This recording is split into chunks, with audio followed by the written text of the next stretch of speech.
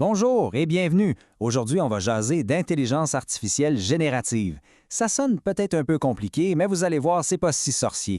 En fait, on va parler des outils créatifs que nos enfants, ben oui, les nôtres, utilisent probablement déjà, des fois même sans qu'on le sache. Pour commencer, imaginez un instant. Et si un robot pouvait écrire une histoire pour le dodo, mais une histoire où votre enfant est le grand héros? Une aventure sur Mars ou une quête dans une forêt magique, n'importe quoi. Eh bien, c'est exactement ça que l'IA générative peut faire. C'est comme avoir un partenaire de création infini directement dans notre téléphone. OK, alors, l'IA qui invente. Comment ça marche, cette affaire-là? On va décortiquer ça ensemble pour que ce soit super simple à comprendre. Pour rendre ça moins intimidant, là, on va prendre une analogie toute simple. Pensez au mot transport. C'est large, hein? C'est un peu comme le mot intelligence artificielle. Dans la catégorie de transport, on a les voitures. Bon, ben ça, c'est comme un type spécifique d'IA.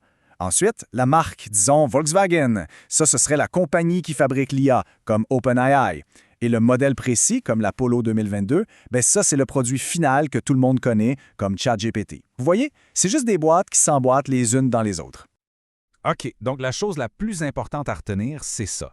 L'IA générative, ce n'est pas un moteur de recherche comme Google. Vraiment pas. Google, il va chercher de l'info qui existe déjà sur le web. L'IA générative, elle invente. Elle crée du nouveau contenu de A à Z, que ce soit du texte, des images ou même de la musique, juste en se basant sur ce qu'on lui demande. C'est un créateur, pas un chercheur. Bon, maintenant qu'on a compris la base, regardons comment ça peut être vraiment le fun et utile, comment l'IA peut devenir un vrai partenaire créatif pour nos jeunes. Écoutez ce que dit cet expert, Andy Robertson.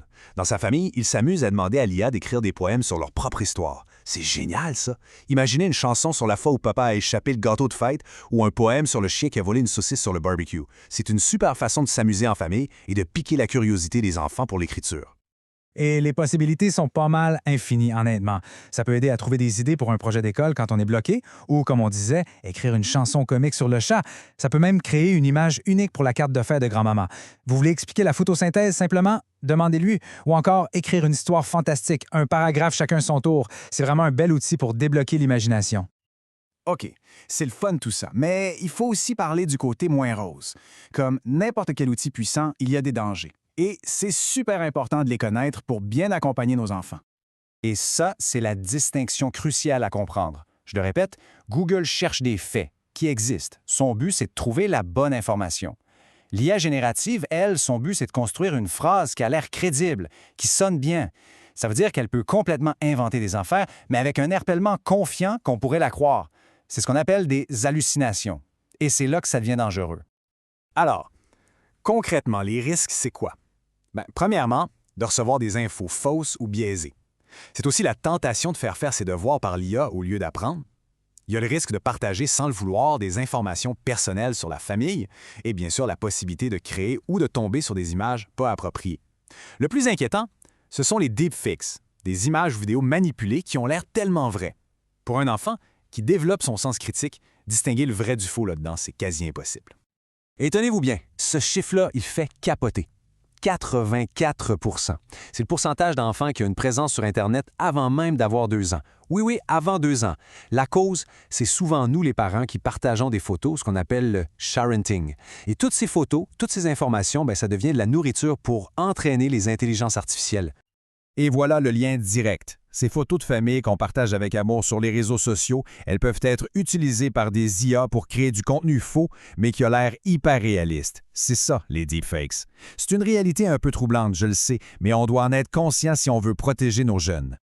Bon, assez fait peur au monde. Passons en mode solution. Comment on fait pour parler de ça à la maison avec nos enfants sans que ça devienne un interrogatoire? La clé, c'est vraiment d'ouvrir la conversation. Je vous propose une petite approche en 3 étapes. Toute simple. D'abord, explorez ça ensemble. Asseyez-vous avec votre jeune, essayez un de ces outils. Amusez-vous. Deuxième étape, questionnez ce que l'IA vous donne. Posez des questions comme « Penses-tu que cette réponse est vraiment vraie? Comment on pourrait faire pour vérifier? » Et troisième étape, la règle d'or, on ne donne jamais d'informations personnelles. Pas nos noms, pas notre adresse, pas le nom de l'école, rien. Au fond, notre rôle de parent, c'est pas d'interdire, c'est d'être un guide. C'est de mettre des balises claires pour que l'utilisation de ces outils soit responsable et positive. Voici quelques idées de règles à établir en famille. Règle numéro 1, l'IA, c'est une aide, un assistant, mais ça ne remplace pas ton cerveau. Deuxièmement, on vérifie toujours les informations importantes ailleurs, sur des sites de confiance. Troisièmement, pas de création de compte tout seul. La plupart de ces outils, c'est pour les 13 ans et plus. Et une autre, super importante, si tu vois quoi que ce soit qui te semble bizarre ou qui te met mal à l'aise, tu viens parler à un parent tout de suite. Et la dernière, on utilise l'IA pour trouver l'inspiration, pas pour faire les devoirs à notre place. Et pour finir, cette citation résume parfaitement l'idée. C'est un outil. Sa valeur dépend de ce qu'on en fait. Pensez à un marteau. Avec, on peut construire une magnifique cabane ou on peut se taper sur les doigts. Notre job de parents, c'est d'apprendre à nos enfants à bien tenir le marteau pour construire de belles choses. La conversation ne fait que commencer. Alors, je vous laisse là-dessus. Qu'est-ce que vous allez construire avec eux?